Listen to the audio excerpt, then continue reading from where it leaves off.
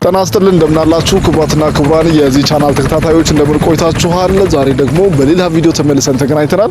እንግዲህ በጣም ብዙዎቻችሁ በጉጉት ተጠብቁት የነበረውና በጣም ብዙ ጥያቄዎችን እኔ በግሌ ያስተናግድኩበት ምላሽ ለመስጠት ነው ዛሬ እዚህ የተገኘሁት። የት እንደምገኝ ያው ምናልባት ትገምታላችሁ ብዬ አስባለሁ። እንግዲህ እንደምታውቁት አያት ሪል ስቴት ላይ የአያት ሪል ስቴት ሽያጮችን ነው ማስተናግደውና ከዚህ በፊትም ቪዲዮዎችን የሰራሁት በአያት ሪል ስቴት ዙሪያ ነው። አሁን ዛሬ የሚገኘው አያት ሪል ስቴት ያው ካዛንቺስ ላይ ግንባታ ሊጀምር ነው፣ ሽያጭ ጀምሯል የሚል መረጃ ባለፈው ሰጥቻችሁ ነበርና የት አካባቢ ነው ካዛንቺስ ላይ አሁን ያለበት ሁኔታ ምን ይመስላል? እስኪ ቦታውን አሳየን ላላችሁ ሰዎች ምላሽ እንዲሆን ነው ዛሬ እዚህ የተገኘሁት። አያት ሪል ስቴት እንግዲህ ከዚህ በፊት እንደነገርኳችሁ ከ6 በላይ የተለያዩ ቦታዎች ላይ ሳይቶችን እያስገነባ የመኖሪያ ቤት ችግሮችን ለመቅረፍ ቆርጦ የተነሳ ድርጅት ነው። እንግዲህ ከነዚህ መካከል ደግሞ ብዙ ሰዎች በጉት ሲጠብቁ የነበሩት መንግስት ደግሞ በብቃቱ ተማምኖበት ኃላፊነት የሚወስድ ድርጅት ነው ብሎ አምኖበት እንዲሁም ያው በጥንካሬውና በታማኝነቱ እርግጠኛ ስለሆነበት መሬት የሰጠው ወደ 260 ሺህ ካሬ የሚሆን መሬት የሰጠው ቦታ ላይ ነው የምንገኘው። አያት ሪል ስቴትና የአዲስ አበባ ከተማ አስተዳደር አንድ ላይ በመሆን 70/30 በሚባል ህግ መሰረት ግንባታ የሚያሳርፉበት ለብዙ ሰዎች የመኖሪያ ቤት ባለቤት የሚያደርግ ሳይት ላይ ነው የተገኘነው። በካዛንቺስ ላይ ዛሬ ያስጀመርነው የመኖሪያ ቤት ግንባታ ከአያት ሪል ስቴት ጋራ ወደ 13700 ያክል የሚሆኑ ቤቶች ናቸው። ይህ ቦታ እንግዲህ የሚገኘው ካዛንቺስ ግቢ ገብርኤል ፊት ለፊት ይሄ በጠቅላላው ግቢው ነው፣ ከጫፍ እስከ ጫፍ ማለት ነው።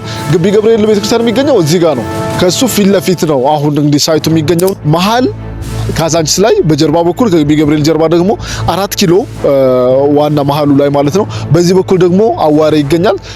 በዚህ በኩል ደግሞ እንደምታዩት ካዛንቺስ የተለያዩ ሆስፒታሎች ያሉበት የተለያዩ ኢንፍራስትራክቸሮች ያሉበት በብዛት ደግሞ ሰዎች የሚያውቁት ዮናስ ጨርጨር ስጋ ቤት ያለበት አካባቢ ነው። እንግዲህ መቅረዝ ሆስፒታል፣ ትላልቅ እናት ባንክ ሄድ ኦፊሱ ያለበት መሃል እምብርት ላይ ነው የምንገኘው። እንግዲህ ብዙዎቻችሁ ታውቁታላችሁ። መልሶ በማልማት በሚለው ነው ይሄ ሳይት እንግዲህ ግንባታ የጀመረው። እንደምታዩት ነው እንግዲህ ሚክሰሮቹ ተተክለዋል። መሬቱ ፋውንዴሽኑ ዛጋ እየተቆፈረም ነው የሚገኘውና እዚህ ቦታ ላይ እንግዲህ እንደሚታወቀው ከዚህ በፊት መረጃ እንደሰጠናችሁ ከባለ አንድ መኝታ ከ160 ካሬ ድረስ ቤቶች ሽያጭ ላይ ነው ያሉት። በቅድመ ክፍያ ብቻ በ10% ቅድመ ክፍያ ብቻ የግላችሁ ማድረግ የምትችሉበት ሁኔታ ነው ያለው። አያት ሪል ስቴት ወደ መሀል ከተማ የለውም ወይ ሳይት ስትሉ ለነበራችሁ ሁሉ ምላሽ የሚሆናችሁ ትልቅ እድል ነው ብዬ አስባለሁ። እንግዲህ ከዚህ ቦታ ላይ በጣም ሰፊ ነው ኮምፓውንዱ 260 ሺህ ካሬ ማለት በጣም ቢግ በጣም ሰፊ ነው፣ በጣም ትልቅ ነው። እዚህ ሳይት ላይ ሙሉ በሙሉ ህንጻ ብቻ አይደለም የሚቆምበት፣ ትላልቅ የሆኑ መዝናኛ ቦታዎች አሉ። የህፃናት ትምህርት ቤቶች አሉ፣ በጣም ትላልቅ የህፃናት ትምህርት ቤቶች አሉ ከኬጂ ጀምሮ ማለት ነው። ትላልቅ ስታዲየሞች፣ የኳስ መጫወቻ ስታዲየሞች ይኖራሉ። ከ4 በላይ ስታዲየሞች ናቸው ያሉት። እንግዲህ እንዳልኳችሁ መልሶ ማልማት ሲባል ከተማ አስተዳድሩ በትኩረት የሚሰራው ራሱ ነው፣ ዲዛይን የሚሰጠው ራሱ ነው፣ ኮንትሮል የሚያደርገውና በጣም በትኩረት የሚሰጠው መዝናኛ ቦታዎች ላይ እንዲሁም ይሄ ነዋሪ ምን አግኝቶ ነው ደስ ሊለው የሚችለው የሚለው ነው።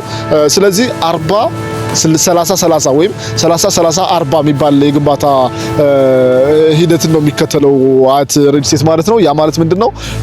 30% ውስጥ ለውስጥ ያሉ ትላልቅ መንታ አስፋልቶች ይሆናሉ ማለት ነው። በጣም ትላልቅ አስፋልቶች አሉ። በዛ ጋር በመሃል ሰብሮ የሚወጣ አለ፣ በዚህ ጋር መሄድ አለ፣ በላይ በኩል ደግሞ የሚያቋርጥ አለ። በጣም ትላልቅ አስፋልቶች አሉ። እነሱ አስፋልቶች 30% ቦታውን ይሸፍናሉ ማለት ነው። 30% ቦታውን ደግሞ ሌላኛውን ትምህርት ቤቶች፣ መዋኛ ገንዳዎች፣ ፋውንቴኖች፣ የህፃናት ትምህርት ቤቶች እንዲሁም ግሪን ኤሪያዎች ይሸፍናሉ ማለት ነውና እነሱ ቦታዎች ደግሞ 30% ይሸፍናሉ። 40% ላይ ብቻ ግንባታው ያርፋል ማለት ነውና ይሄንን ንግግሬን ምናልባት ልብ ብላችሁ በደንብ እንትን ብትሉት ጥሩ ይመስለኛል። 30 እና 30 60 እና 40 100% ይሆናል ማለት ነው። ሙሉ ኮምፓውንዱ በዛ ሁኔታ ነው እንትን የሚለው። ከተማ ውስጥ መሀል አዲስ አበባ ውስጥ ሌላ ራሱን የቻለ ከተማ አያት ካዛንቺስ የሚባል ሌላ ከተማ ነው እየተገነባ ያለው። ትምህርት ቤት፣ መዝናኛ ቦታዎችን፣ መንገድ የመሳሰሉ ነገሮችን ለመገንባት ነውና ይሄ እንግዲህ የመኖሪያ ቤት ብቻ ወይ ደግሞ እንደዛ ሳይሆን አንድ ራሱን የቻለ የከተማ አነስ ያለ ከተማ የመገንባት ያክል ነው የሚሆነው ማለት ነው። ከተማ አስተዳደሩ ቁጥጥርና ክትትል ስለሚያደርግ ቶሎ የሚያስረክበው ሳይት ይሆናል ማለት ነው። እንዳልኳችሁ እንግዲህ በኮሪደር ልማቱም በተለያዩ ስራዎችም እንደምናውቀው ለውበትና ለፍጥነት ምን ያክል ቦታ እየተሰጠ እንደሆነ እናውቃለን። ያ ስለሆነ አሁን ውበት ላይ ትኩረት አድርጎ እየተሰራ ስለሆነ ይሄኛው አካባቢ ደግሞ ቤተ መንግስቱ አጠገብም ስለሆነ ግዴታ ቶሎ ለምቶ ለከተማው ገጽታ ግንባታ የራሱን ጉልህ አሻራ የሚያሳርፍ ትልቅ ፕሮጀክት ስለሆነ የአያት ብቻ ሳይሆን እንደ ሀገራችንም እንደ አዲስ አበባ ከተማ አስተዳደርም እንደ መንግስትም ትልቅ ትኩረት የሚሰጠው ትልቅ ፕሮጀክት ስለሆነ በፍጥነት ተገንብቶ እጃችሁ የሚገባ ትልቅ ሳይት ነው ማለት ነው። በሁለት ዓመት ውስጥ ነው የሚረከበው፣ ግዴታ ነው። እዚህ ላይ እንግዲህ ብዙ ሰዎች ነዋሪዎች አፎርድ ማድረግ እንዲችሉ ተብሎ ከትንሽ ካሬ ጀምሮ ነው ሽያጭ ክፍት የሆነው ከባለ አንድ መኝታ ጀምሮ ማለት ነው። ለላጤዎች፣ ለካፕል ባለትዳሮች እንዲሁም ልጆቻችን ሲያድጉ ቤት እንዲኖራቸው ብላችሁ ለምታስቡ ሰዎች ትልቅ አማራጭ ነው። ይሄ 40 ካሬ ማለት 50 55 60 እያለ ይቀጥላል። ከባለ አንድ ጀምሮ ባለ ሁለቱም አለ፣ ባለ ሶስትም አለ፣ ባለ አራትም መኝታ አለ ማለት ነው እዚህ ላይና ምናልባት ያው እዚህ ሳይት ላይ ኢንቨስት ማድረግ ለማትረፍ ብቻ ሳይሆን ለመኖርም እጅግ ተመራጭ ነው። መሀል ከተማ ነው፣ ለብዙ ነገር አክሰስ ነው። እዚህ ኮምፓውንድ ውስጥ እንግዲህ የኤሌክትሪክ ቻርጅ ማድረጊያ አለ። እንግዲህ ከእንግዲህ በኋላ ወደፊት የኤሌክትሪክ መኪኖች ናቸው በብዛት ሀገራችን ላይ ሊበረክቱ የሚችሉት። እዚህ ግቢ ውስጥ ያለ ነዋሪ ምንም አይነት ጭንቀት አይኖረውም ማለት ነው ቻርጅ አድርጋለሁ ብሎ። ከዛ በተጨማሪ ደግሞ በጀርባ የምትመለከቱት ትልቅ አስፋልት ነው። እዚህ ጋርም ትልቅ አስፋልት ነው ዙሪያውን ማለት ነው። እዚህ ጋርም ቢሆን አስቸርቸር በኩል የሚያልፈው ትልቅ አስፋልት ነው።